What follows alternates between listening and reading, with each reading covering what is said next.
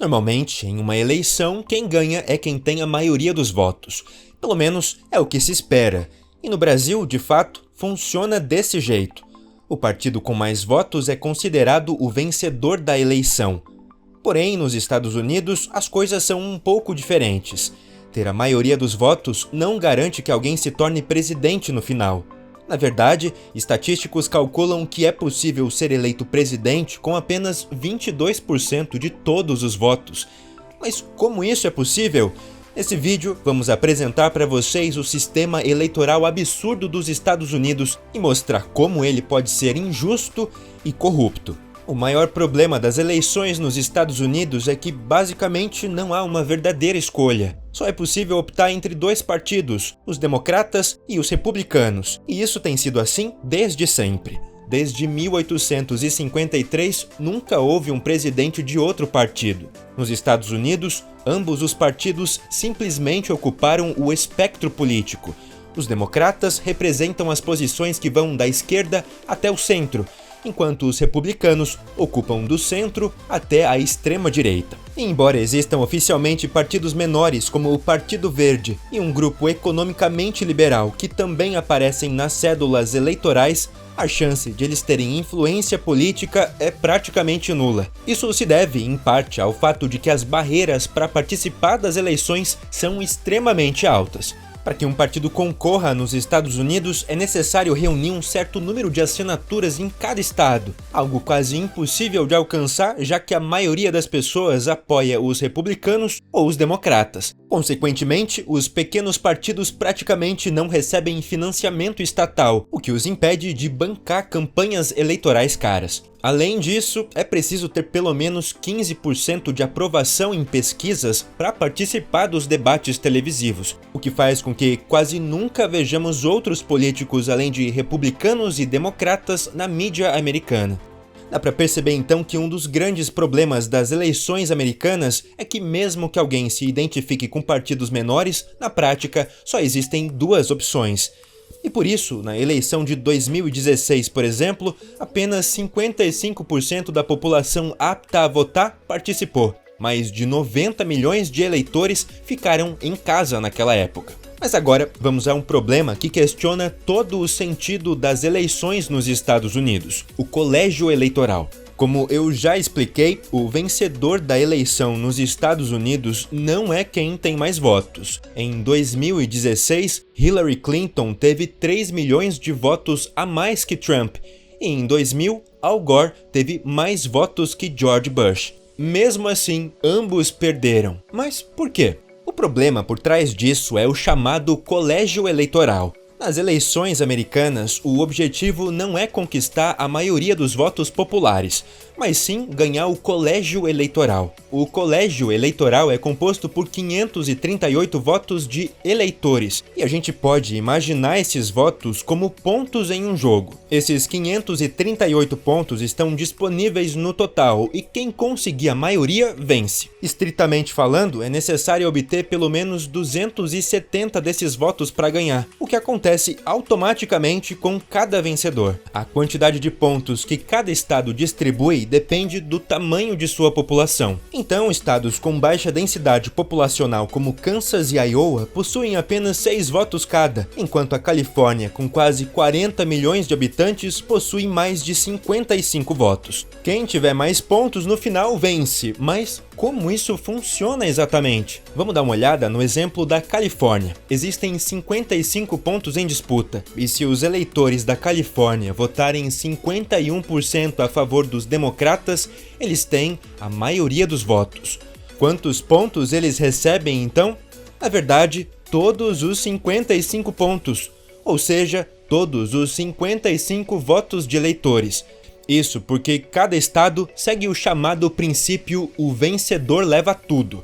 Basta conseguir a maioria e todos os pontos desse estado são ganhos. Esse princípio "o vencedor leva tudo" traz grandes problemas. E se a gente continuar com o exemplo da Califórnia, isso fica evidente. A Califórnia tem quase 40 milhões de habitantes, um pouco menos do que o estado de São Paulo. Se desses 40 milhões, 19 milhões votarem nos republicanos e 21 milhões nos democratas, todos os 55 votos vão para os democratas. Assim, 19 milhões de pessoas votaram no lado oposto e esses votos simplesmente não são mais considerados. Nesse caso, os democratas serão os vencedores na Califórnia com todos os 55 votos eleitorais a favor deles. Agora a gente sabe que o sistema eleitoral americano oferece pouca escolha, ignora muitas vozes completamente e ainda há uma grande injustiça. A gente está falando da distribuição dos votos de eleitores entre os estados. Agora eu vou pegar o Texas e Vermont como exemplo. O Texas tem 25 milhões de habitantes, enquanto Vermont tem apenas 640 mil. O Texas tem, portanto, 40 vezes mais habitantes do que Vermont.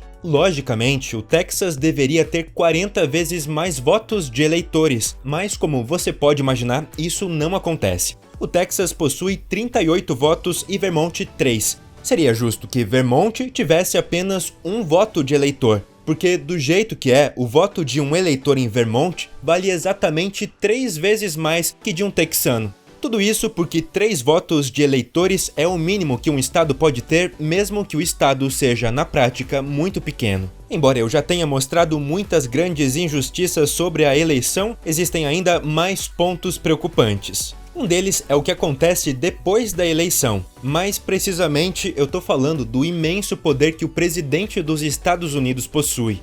Em comparação com outros países onde o chanceler quase nunca pode tomar decisões sem maioria no parlamento, o presidente dos Estados Unidos tem um poder praticamente ilimitado.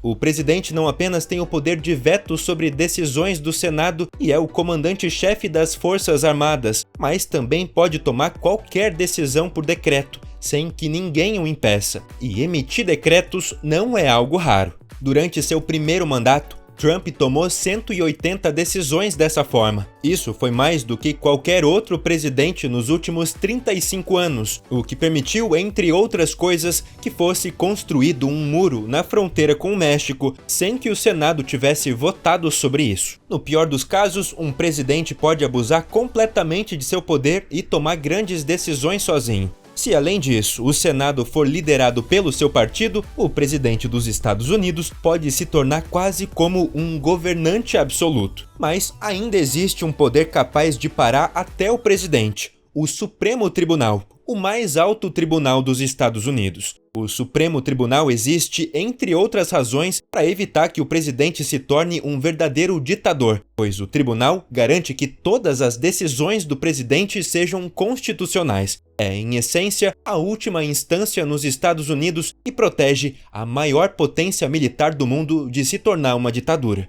Isso parece muito bom, mas aqui a gente também tem um grande problema.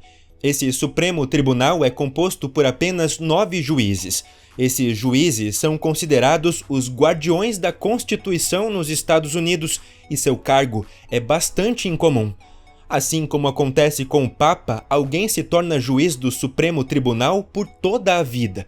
Não há aposentadoria. O cargo é mantido até a morte. Não existe sequer uma única foto do tribunal em ação e não é possível se candidatar para o cargo de juiz. Assim como no Brasil, um juiz do Supremo Tribunal só pode ser nomeado pelo presidente. E é exatamente aí que pode estar a maior fraqueza da América, pois ao nomear um juiz, o presidente não precisa necessariamente escolher alguém neutro. Muitos juízes são eles próprios democratas ou republicanos, e frequentemente ocorre desses juízes decidirem a favor do partido ao qual pertencem. Afinal, eles são a instância suprema e ninguém pode contestá-los.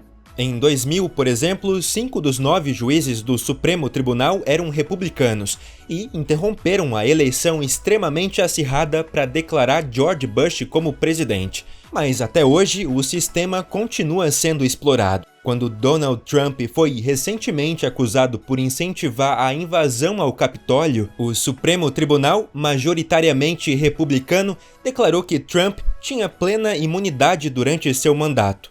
Um julgamento que, segundo relatos, deixou os 3 juízes democratas chocados. Portanto, se a eleição de 2024 foi muito disputada ou houve divergências na contagem, o Supremo Tribunal pode ter decidido novamente a favor de Trump. Como se pode perceber, o sistema eleitoral americano está completamente deteriorado. Muitos votos em estados grandes praticamente não contam, enquanto outros têm um peso 3 vezes maior. Há apenas 2 candidatos e provavelmente ninguém vai conseguir mudar isso. O presidente, junto com seu partido, pode destruir todo o sistema democrático e, com a ajuda de uma Suprema Corte corrupta, transformar a América em uma ditadura.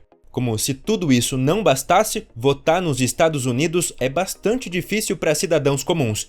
Ninguém é simplesmente convidado a votar. É preciso se registrar com diversos documentos e comprovantes de identidade. Além disso, muitos cidadãos precisam enfrentar filas de várias horas para votar. Em muitos estados, criminosos também não podem votar, mesmo que suas penas já tenham sido cumpridas. E, para deixar claro, não somos apenas nós que consideramos o sistema eleitoral americano uma catástrofe. Quase 70% dos americanos querem mudar o sistema eleitoral, e cada vez mais pessoas nem acreditam que seu voto realmente conta. Mas essa é só uma perspectiva. Agora me conta a sua opinião nos comentários. Se você gostou desse vídeo, deixa aquele like e não esquece de se inscrever no canal e ativar o sininho para não perder nenhum vídeo. Te vejo na próxima, aqui no Vale a Pena Conhecer.